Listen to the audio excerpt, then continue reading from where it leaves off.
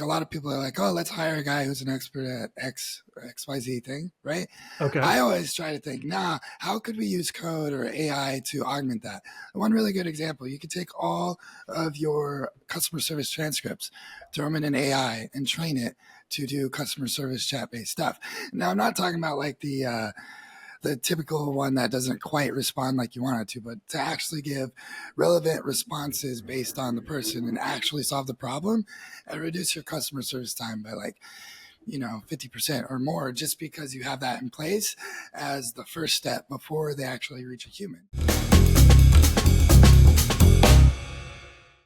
All right, welcome back to Exploring Growth. Today's episode should be an interesting one. I was introduced to Austin Reed, a seasoned digital nomad and founder of Horizon Development LLC. Austin has a ton of experience traveling across 26 countries and running a software development agency, in which he helps companies with automating business processes.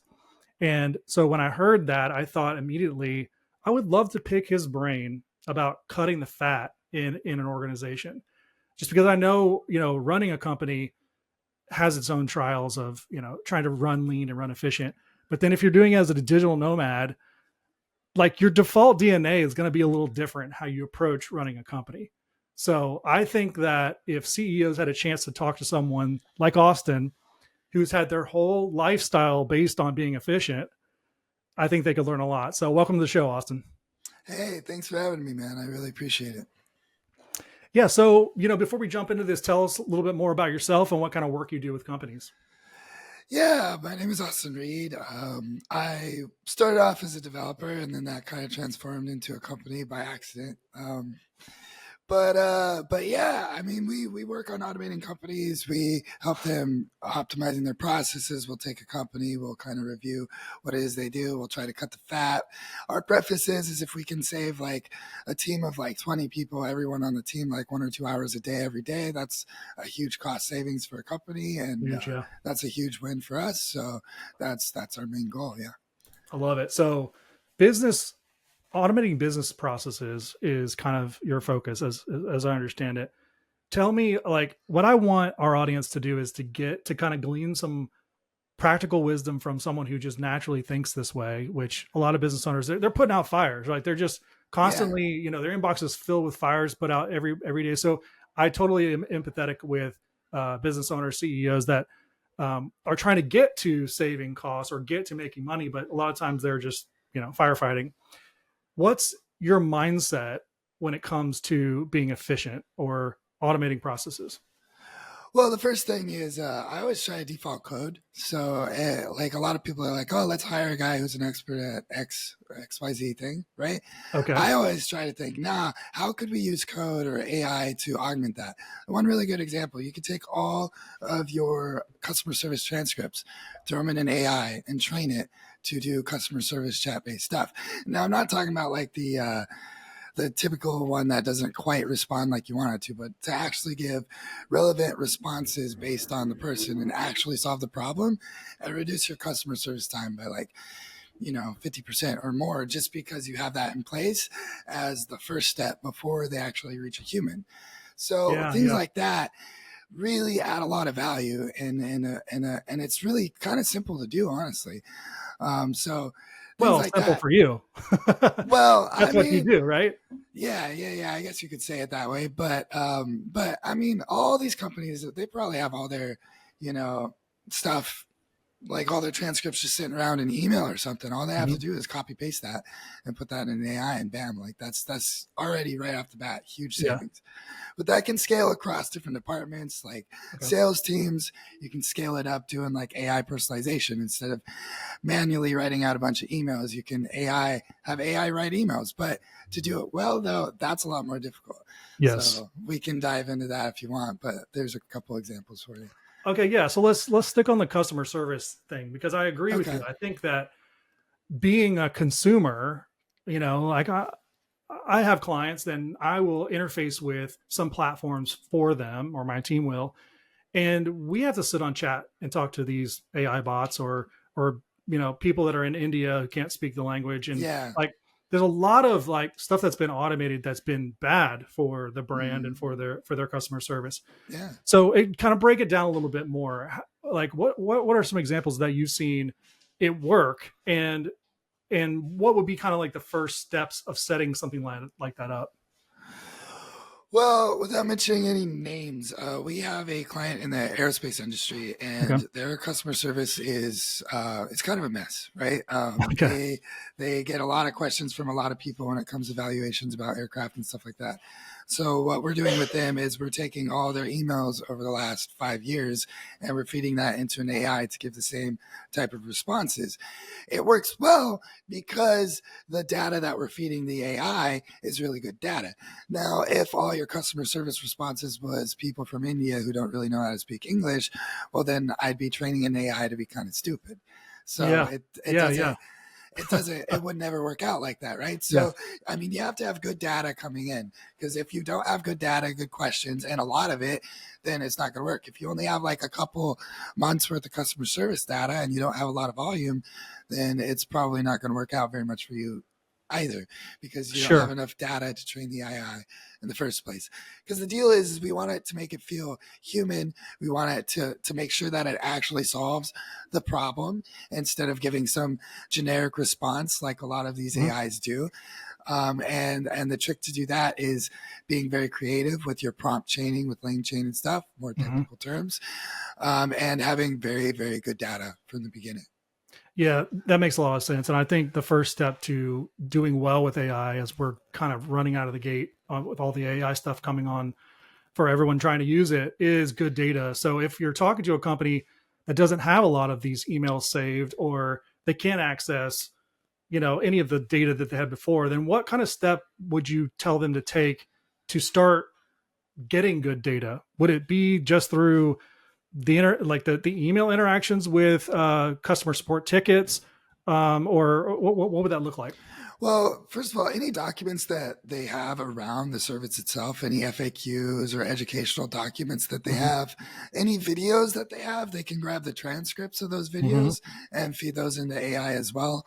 Outside of that, yeah, just start recording it, but make sure that the data that you're recording is high quality. So pay a little bit extra for a more knowledgeable, better English speaking customer service. Don't go the cheap route and Yeah. outsource to the Philippines or India or whatever when it comes to that, because looking at the end goal in mind, eventually you're going to be able to pivot away from that if you have the proper data in place.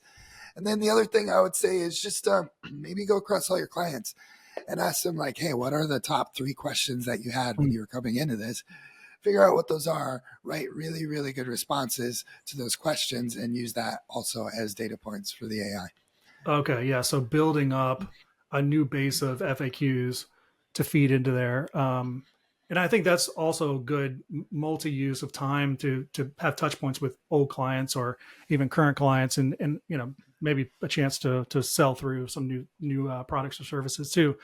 So if you're talking AI, what are some of your tools that you go to? I think a lot of companies are just trying to figure this out, right? So they Yeah, they need people yeah, like you to come in and help them understand, like, how do I DIY this, or what does it look right. like for a company for you to come in and do it for us? Right. So the DIY solution is probably something like make.com, which is an automation service kind of like Zapier, Okay. but a All right. lot better. Or N8N if you're slightly more technical. N8N is the better solution of the two, but you'll Okay. need to have a little bit more, technical knowledge for that. Sure. And then pairing that with, I mean, the simple one is ChatGPT. Hmm. However, Claude A is doing a lot of really good stuff. Their English comes out a lot more human than the ChatGPT does, Okay. or using Mixtral, which is slightly more advanced. That's you can download Facebook's Olama's AI or Mixtral AI and train it yourself. That would be the slightly more advanced DIY version of this. Okay. And I'll be posting tutorials about this if anybody wants to go check that Yeah, for out on sure. my YouTube. But but yeah, I would say that the simplest, easiest way for DIY is make paired with ChatGPT. That's your DIY solution right there. Okay. When it comes to having us jump in, we don't use like we use Innate and internally to test ideas really quickly and stuff, but we don't use those solutions for our clients. We actually code their own systems and their own Okay. interfaces and dashboards, because we find that a lot of our clients, they're using Salesforce and QuickBooks and this and that and the other Mhm. thing, and they have like 10 different platforms and Microsoft Teams or whatever, where their employees get bogged down because Mhm. there's so many programs going on. And so we'll take all those, join them all together in AI and with APIs and things, and put it into one platform so employees have their own dashboard they log into. It connects with everything. It cleans out all the data. Sales teams not updating their CRM. That's a Mhm. huge problem, right? Mhm. We help augment that problem by having these systems in place, and we'll build a custom solution for the company based on what they need. Gotcha. So, the question that comes to mind hearing all this is privacy. So I assume that Oh this yeah. is this is not something that you would take, private data and throw it out on ChatGPT public and say, throw it against the wall. How do you make sure that how does this integrate so that it is still stay private?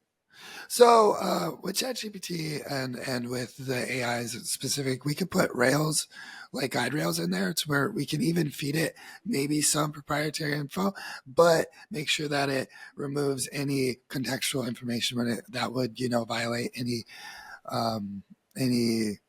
NDAs, right? Gotcha. Yeah. So outside of that, like our CTO, he has a master's in cybersecurity, and so security is like a huge major focus with us. Yeah. It's more important how you store the data Yeah.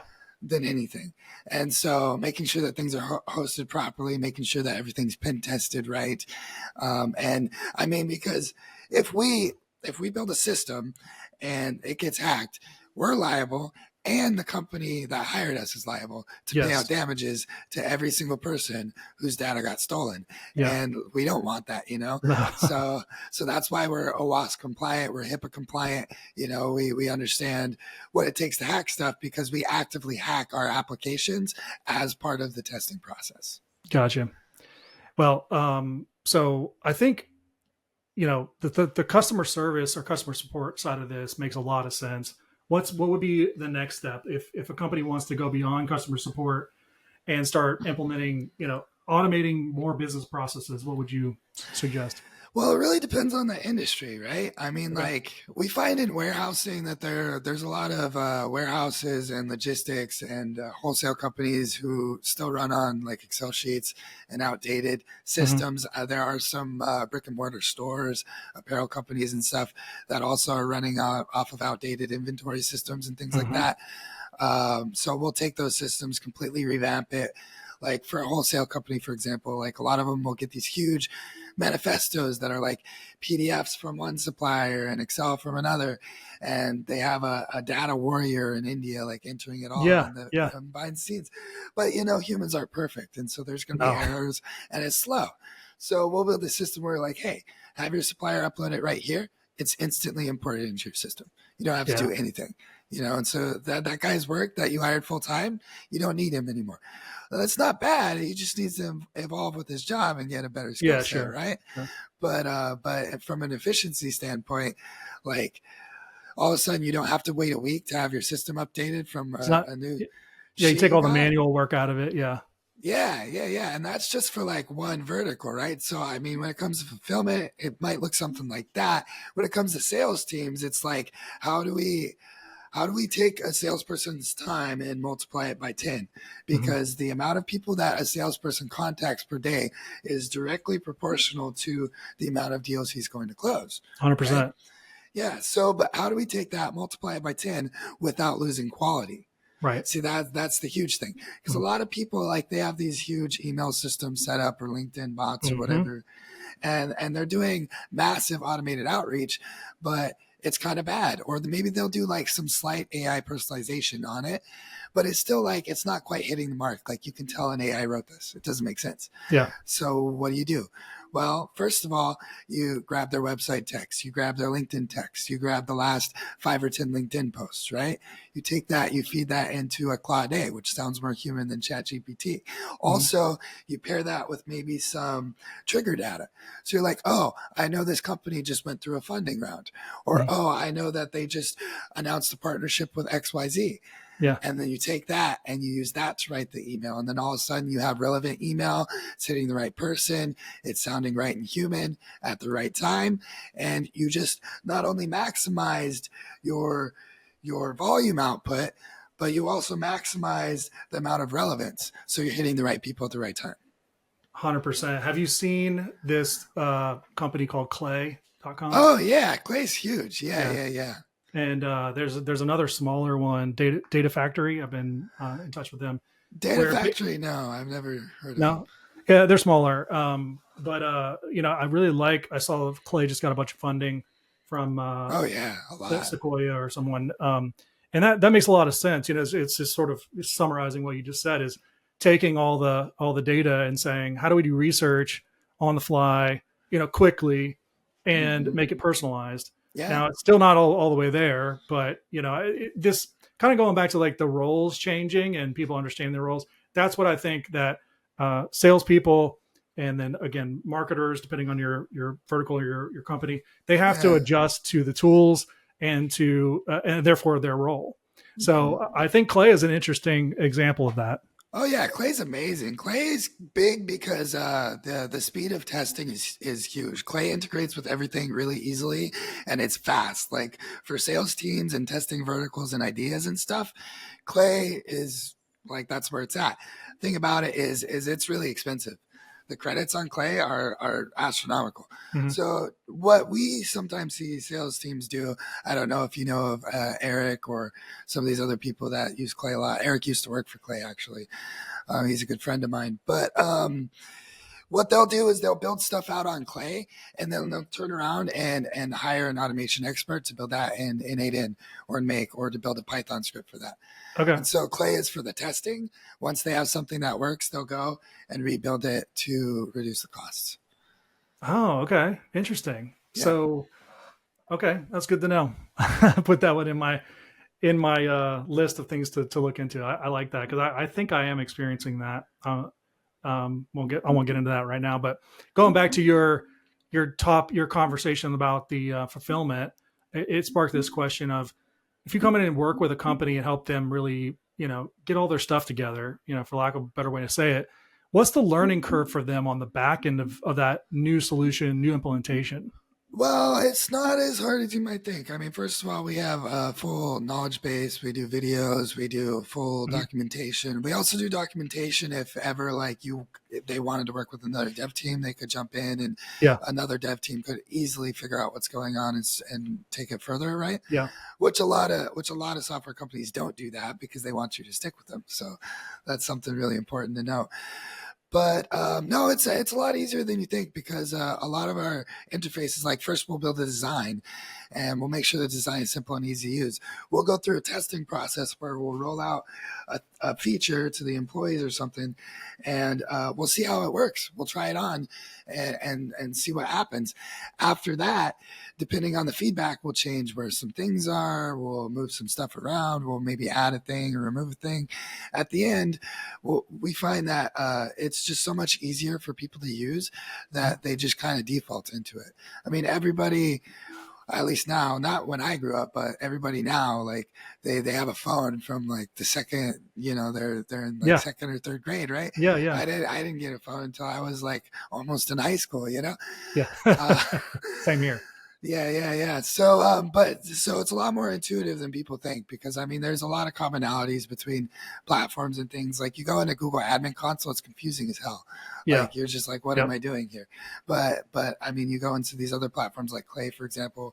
Maybe it's a little bit more complicated, but there's a kind of a commonality in between the UX and all these platforms that a lot of people have gotten used to, and Mhm. we use that to kind of help aid the transition to the new system. Well, I mean, talking about all these tools, I think your role and what you guys are doing at your company is very valuable at the current day because people don't really know what is what. They don't have, they're running a business selling X and they're managing teams and putting out fires. They don't have the time really to digest all of what's happening and with AI, and to think to the depth of what you can think and are you live in for automating business processes and those kind of things. So I think that what you guys are doing is super valuable. I don't see it going away anytime soon. I think, but for the current day, super valuable, helping people understand, which just the last 10 minutes or 15 minutes of us talking, I think is super valuable for people to see. Like, look, there's lots of tools out there that are all racing to be the tool. And, there's outfits like you guys that are out there understanding these tools, working with the tools, and deploying them inside of actual projects.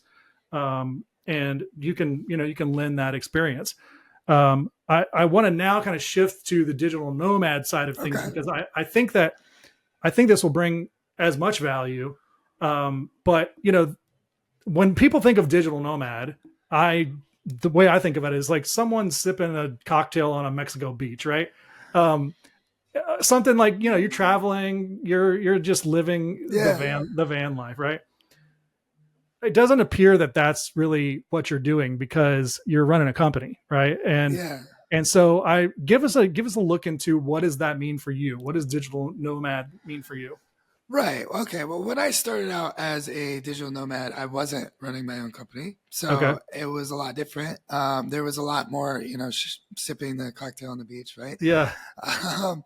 But as I started to grow the company, like when I first started, I would move countries every time my visa expired, or whenever I got bored, right?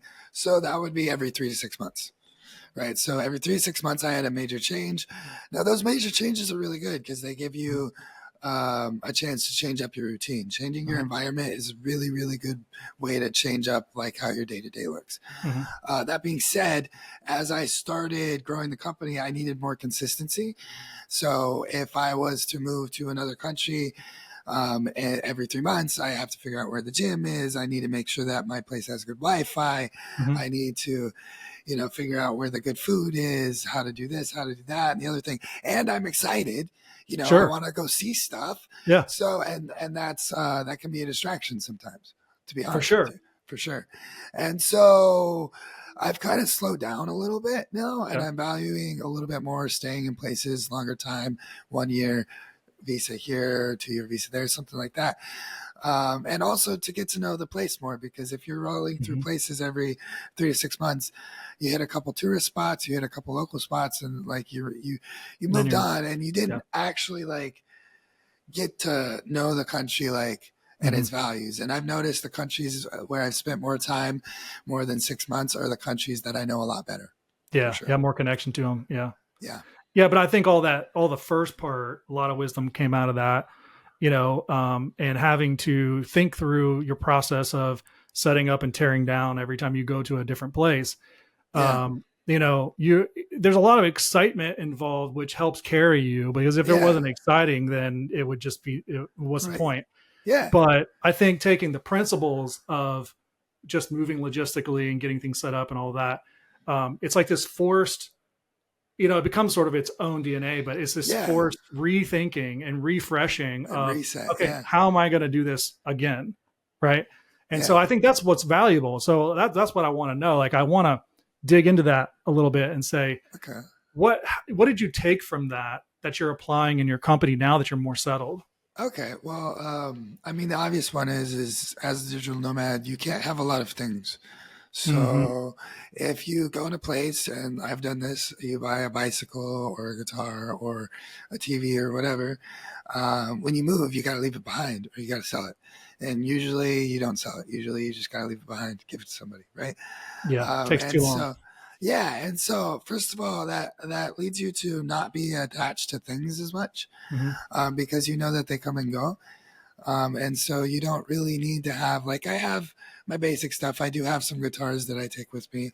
I have my Muay Thai gloves and my wraps, right? I have my laptop. I have my extra screen, which is a little portable monitor, just so that I always have 2 screens, right? I've got my camera and my clothes, and like, that's it. Like, that's all I got. You know? So when I move locations, first of all, packing is really easy, because it's like I don't have a lot of things. I just You're already throw them all. packed. Yeah, I just throw them in the bag. It takes me maybe like 30 minutes, 25 minutes. I don't even pack the day before. I'm like, I'll just pack a couple You're hours literally before I like leave. Jason Bourne. Yeah, something like that. That's a cool I one. mean, Muay Thai, you can leave a place, leave a trace, no trace in 25 minutes. Jason Bourne. There you go. Yeah, no, that's awesome. The other thing though is it's forced me to like become a lot faster when I do these transitions. Yeah. So it's gotten a lot easier. It used to take me like 2-3 weeks to get settled in a location. Now I can get settled in like 3 to 5 days, Mm-hmm. roughly. Mm-hmm. So like part of that is, I know that I train Muay Thai, and that's really important to me.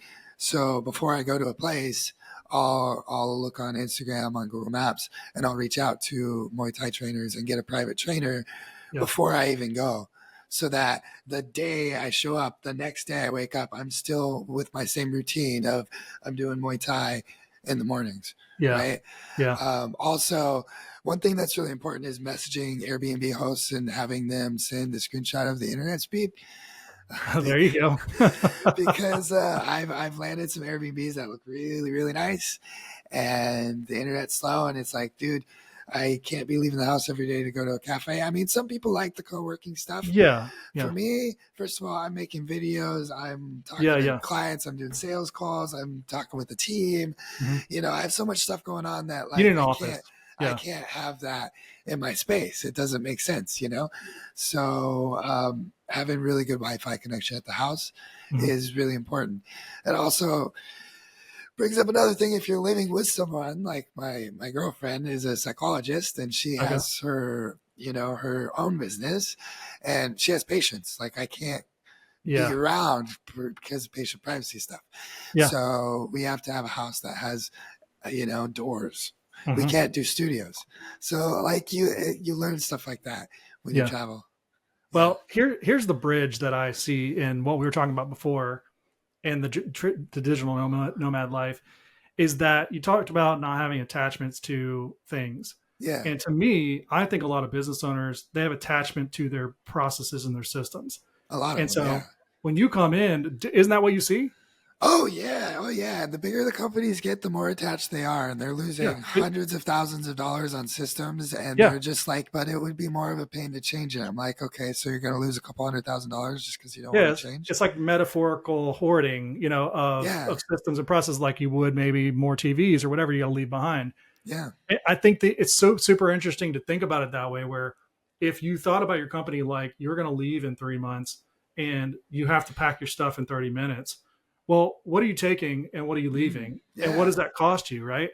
Oh yeah. And so I think the attachment to processes is a real thing, because you've got this person who brought you the system that's integral to your organization, and you value them, Yeah. right? You don't want to get rid of them. You don't want to hurt their feelings. You're gonna rock the boat if you start to change things, because Yeah. they've got their ways, right? Mhm. And so all these things start to add up. So when you come into a company, you start to see this. I mean, your reaction was exactly what I thought it was going to be. Yeah, you do see this, right? They're attached. Oh yeah. Oh yeah. Well, another thing that I find a lot is they have a lot of data on a particular platform. They're like, yeah, but how do we move all this data? It's already Mhm. there. Everything's already set up. It's like, I mean, there are ways. I mean, even if the system doesn't give you API access and no way of downloading data, Yeah. we have ways of grabbing that data. Trust me. So, but that's a huge fear, and so they're not even open for the conversation because they're so Yep. attached to said thing. But also, it's like, okay, you can keep going this way and keep losing X on your bottom line. But I'll tell you, in 10, 15 years, all these other companies, they're going to pass you. Mhm. They're going to pass you because you didn't make the important decision before. Yeah. You know what I mean? Yep. I have a client that I've been doing work with for a long time, and he's very good at not being attached to things in his business. That's good. And that's a big reason why he wins. He's a good leader in that he will help communicate and translate to his key employees why they need to get rid of this thing or this company or vendor or whatever. Yeah. Because as he's growing in the vision that he has for the company, it is all clear that things are changing and shifting. And then over the last decade, so many things have shifted and changed Oh in yeah. all companies. In the last 6 months, things have changed dramatically. Yep. So you can't be a leader of a small or growing business and be attached to anything, because Hmm. you're going to be the bottleneck. Those things will be the bottleneck. Yeah, no, I totally agree. And I think the bigger the companies get, the more they have SOPs and systems in place and Yes. things.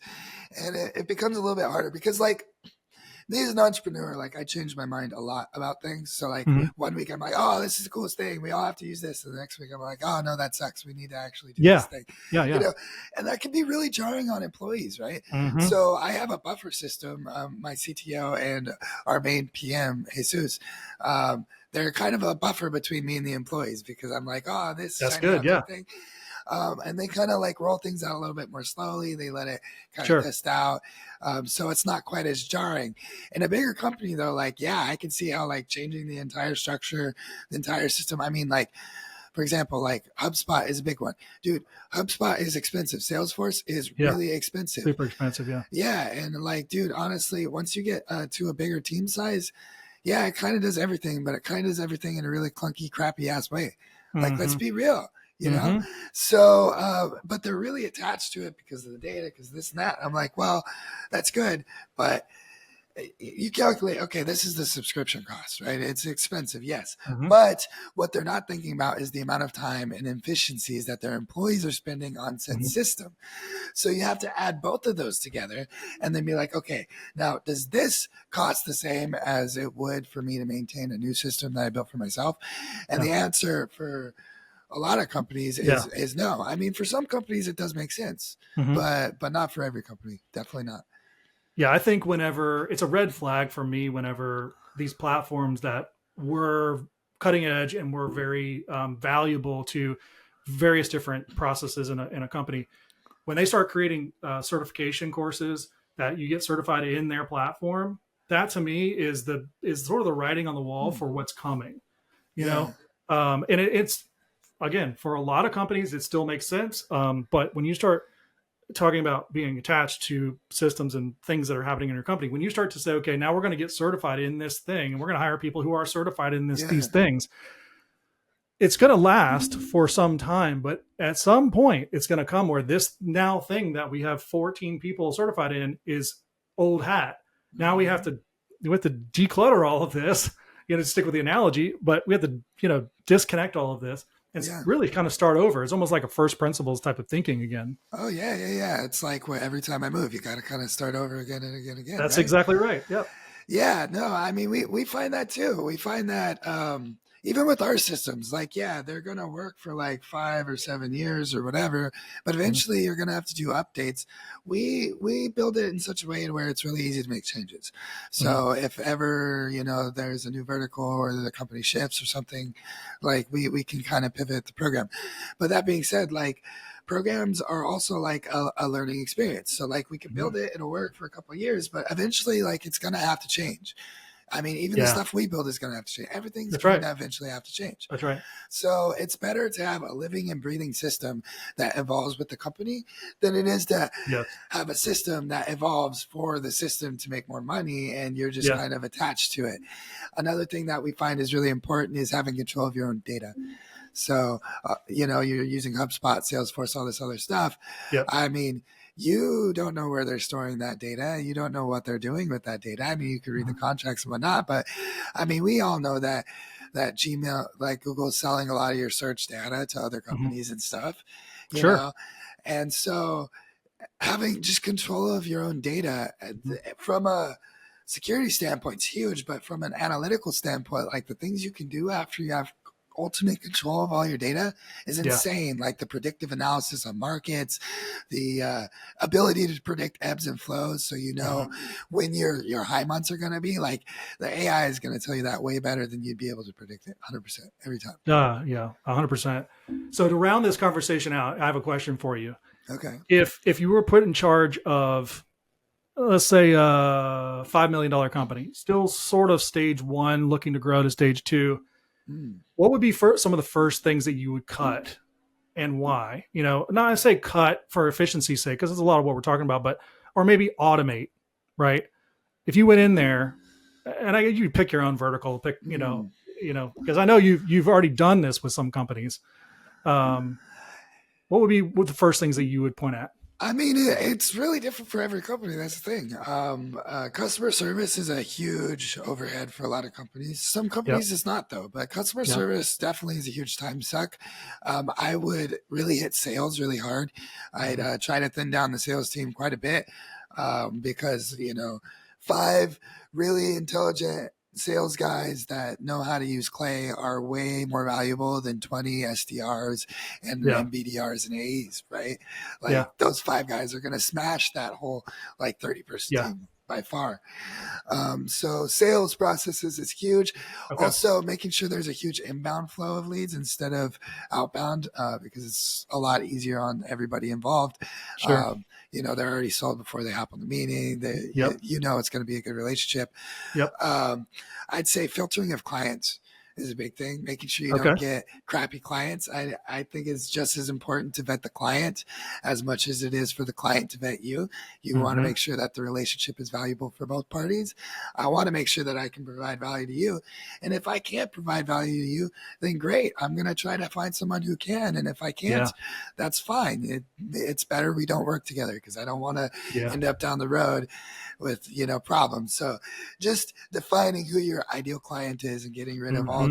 all the other noise, that is huge. So that's where I would really start out with I like that. when it comes to jumping in on that Yeah, I situation. like that. The front end, producing revenue, good, solid, high quality opportunities that bring on, clients are going to be long term value, Yeah. and then the back end of serving them and supporting them. Funny you say it's a lot of overhead for a lot of companies. It's true, but it should be a higher overhead for some companies. Some companies are not paying attention to their customers, and they Oh need to have no. more customer support.